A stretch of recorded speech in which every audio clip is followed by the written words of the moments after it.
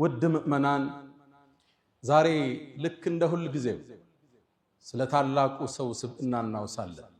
ስለ ነብዩ አለይሂ ሰላቱ ወሰላም የነብዩ መወሳት ከወራት ውስጥ በአንዱ ብቻ ምናስጮኸው በሌላ ወራቶች የምንረሳው አይደለም። ወፊኩም ረሱሉ ሁሌ እሳቸው እኛ ጋር ናቸው።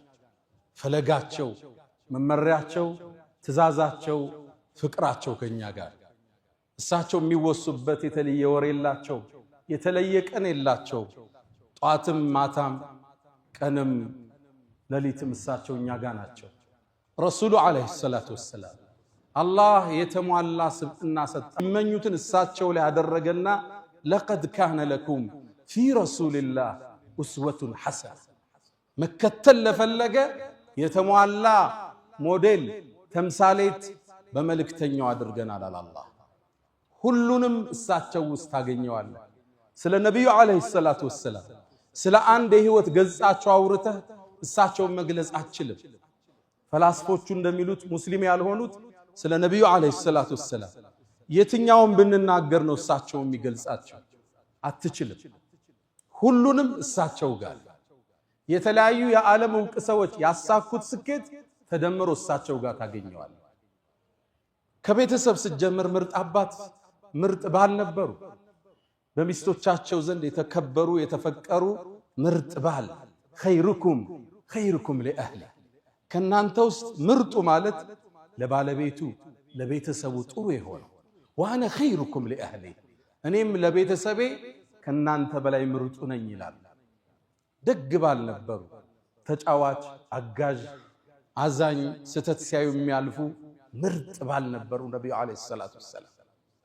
ምርጥ አባትም ነበሩ። ሴት ልጃቸው ፋጢማ ረዲየላሁ ተዓላ አንሃ ስትመጣ ከወንበራቸው ብድግ ብለው መርሐበን ብብነቲ ውዷ ልጄ እንኳን መጣሽ ብለው ቦታቸው ላይ ያስቀምጧት ነበር። ልብ በሉ፣ ሴት ልጃቸው በዛን የአረቢያን ትውልድ ሴት ልጅ የተተወችበት የተተፋችበት ሴት ልጅ መውለድ እንደ እኩይ ነገር በሚታይበት ማህበረሰብ ውስጥ ነው የሚያረጉት።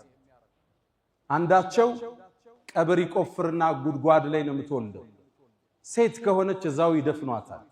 ወንድ ከሆነ ይዘውት ይመለሱ ነበር ያ ማህበረሰብ። አላህ ቁርአን አውርዶን ያረመው ወኢዘል መውኡደቱ ሱኢለት ቢአይ ዘንብን ቁትለት።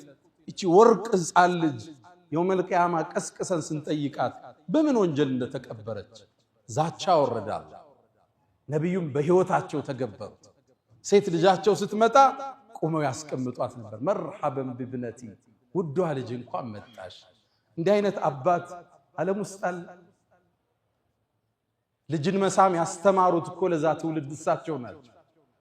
ልጅን መሳም የአባወራነትን ክብር ያወርዳል ብሎ የሚያስብ ማህበረሰብ ነው ነበር። አይደለም ሴት ልጅን ወኢዛ ቡሽራ አሐዱሁም ቢልኡንሳ ظل وجهه مسودا وهو كظيم يتوارى من القوم من سوء ما بشر به أيمسكه على هون أم يدثه في التراب ከነ ውርደት ያዛት ወይስ ቀብሯት ይገላገል? እዛ ጨለማ ማህበረሰብ ውስጥ ሴት ልጅ ቆመው የሚያስቀምጡ የኛው ነብይ ነበሩ። ምርጥ አባት